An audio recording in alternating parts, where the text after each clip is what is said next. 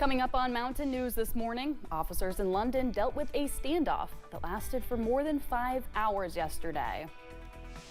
And we take a look into how the president's new tariffs could affect the economy here in eastern Kentucky.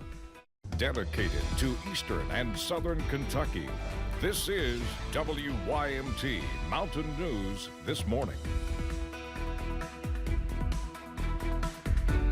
Good morning and a happy Tuesday to you, Mountain family. My name is Amelia Lee, here with you on this February 11th, and the time is 4:59, just about 20 seconds away from 5 o'clock this morning. And that means it's time to check on in with meteorologist Megan Dusmal for a look at that forecast this morning. And Megan, we are in a first alert weather day today. I know I woke up to that unpleasant surprise of snow on my car. So make sure you have those snow wipers today. Yes, tons of things to talk about and tons of alerts that are in place for the system that is moving through. I mean, we're talking flood warning, flood watches. We also have just a little bit of some winter storm advisories that we got to talk about. So let's take a look. Here are all the hazards that we have in eastern Kentucky, and I will dive deeply into all of them. Let's take a look at that flood watch first. Now, there's a couple different timings with this. Most of them are through Wednesday morning, especially for the ones in the state of Kentucky. But as you're traveling towards Tennessee and Lee and Wise counties, Virginia, those are through Thursday morning. So those are extended for just a little bit longer. Here are our winter weather alerts for today. In the purple, we're under that winter weather advisory, and some of those counties are under both a winter weather advisory and that flood watch. Traveling more towards the north, you see that pink, that is that winter storm warning. Now again, timings on this, most of them are ending at 11 o'clock tonight, especially the ones in Kentucky. For Lawrence County, Kentucky, that extends into 11 a.m. tomorrow. Western Virginia and Virginia, that will go until around the midday hours of tomorrow. Those winter weather advisories are set to expire by today at varying times. More information can be found on wymt.com/weather/alerts. Amelia. All right, thank you, Megan. Well, a more than 5-hour standoff ended with a man in custody after police say he barricaded himself inside an apartment following a domestic incident. London police were called to S&R Apartments on Barberville Street for a reported domestic assault at around 8 yesterday morning. Police found the reported victim safe, and she told officers that 36-year-old Michael Caldwell was armed and barricaded himself. Police say their top priority is safety, and they have resources available for domestic violence victims.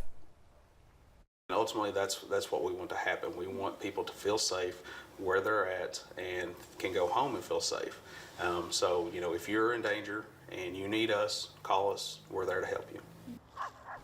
Caldwell eventually surrendered and was arrested yesterday afternoon. He is charged with wanton endangerment and assault. A business owner in Pike County is accused of forging a license to sell alcohol in a Pikeville restaurant. Police say Rocky Newsome, the owner of Nightmares Grill on Main, was caught selling alcohol last month and presented a forged temporary liquor license to the Pikeville Police Department. He was reported to the Alcoholic Beverage Control Office, and investigators say he told them he Googled a license and filled out the form himself. His current license that he submitted was denied by me based upon what he had done, and ABC in turn sent him an official written notice saying that his application had been denied. Newsome was charged with criminal possession of forged instruments. He is expected to be in court February 26th. The president has plans to impose a 25% tariff on steel and aluminum imports to all countries, including Canada and Mexico. But what does that mean for the economy here in eastern Kentucky? WYMT's McKinley Calandrino looked into just that. President Trump plans to impose 25% tariffs on steel and aluminum imports across the globe, which could significantly impact eastern Kentucky's economy. The purpose of tariffs is to make foreign products more expensive, causing businesses to buy domestic products instead. Eastern Kentucky is known for its industrial past. Automotive manufacturing, the construction industry, and infrastructure development all have a strong presence in our region today. The president and CEO of One East Kentucky believes the president's goal in establishing these tariffs is to bring the production of steel and aluminum back within the boundaries of the United States. Our region, I think, could potentially stand to benefit. We've got communities who've been making big investments in infrastructure for new industrial sites. So I think we're more ready than ever for companies who want to do aluminum or steel production as far as looking at, locations in Eastern Kentucky specifically. Steel and aluminum are big industries for Kentucky, primarily metal-based, which could lead to added costs for local businesses who need these supplies. While some prices may go up, it could also benefit our region by bringing back jobs into manufacturing sectors. My hope is that we'll see more reshoring of jobs back to the United States and companies looking at Eastern Kentucky as a result, of President Trump trying to make our economy more competitive. Only time will tell what impact added tariffs on local businesses, workers, and consumers would look like.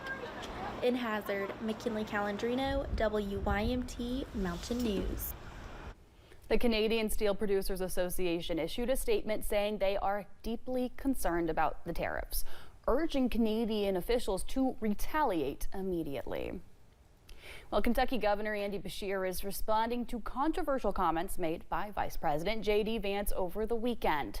In a social media post, the Vice President questioned the authority of federal judges that have pushed back on some of President Trump's recent executive orders. In the post, Vance, writing in part, quote, "Judges aren't allowed to control the executive's legitimate power." But in a video posted to his own social media pages, Governor Andy Beshear says the Constitution sets up the courts with the authority to keep the president in check. Listen, if the president is exceeding his authority, if he's violating the Constitution or statutes, then that's absolutely the court's job. And if the vice president wants to know where to find it, it is the Constitution. The governor's response comes amid dozens of lawsuits filed to challenge some of President Trump's executive orders, including those regarding immigration and federal employee issues. Kentucky Congressman Andy Barr says he intends to run in the 2026 Senate race for Mitch McConnell's seat if it opens up. Barr announced the move during a Republican campaign retreat in Palm Beach over the weekend. McConnell has not disclosed plans to run for re-election, but has repeatedly said that he intends to serve out the rest of his term, which ends in early 2027. Well, thank you so much for getting your day started with us here on Mountain News this morning. Still to come, President Donald Trump welcomes the first Arab leader of his second term to the White House amid growing instability in the ceasefire deal between Israel and Hamas. Snow and rain is falling in Eastern Kentucky. I'll have more up next.